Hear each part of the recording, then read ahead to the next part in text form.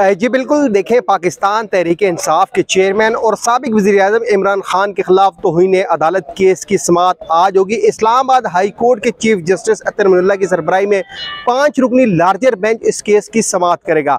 इमरान खान की पेशी के मौका पर सिक्योरिटी के इंतहाई सख्त इकदाम किए गए हैं। इस वक्त मैं इस्लामाबाद हाई कोर्ट के अहाते में मौजूद हूँ। मेरा कैमरामैन आपको दिखा सके तो ये वो गेट है जिस गेट से इमरान खान आज इस्लामाबाद हाई कोर्ट में पेश होंगे, और इस साइड पे अगर मेरा कैमरामैन आपको दिखा सके तो ये कोर्ट नंबर 1 है जिसमें इमरान खान आज पेश होंगे।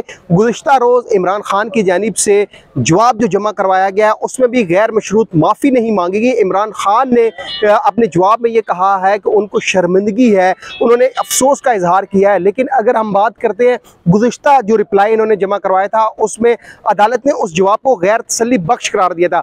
दिन 2:30 बजे इमरान खान के खिलाफ जो तौहीन अदालत केस की समाअत है वो होगी।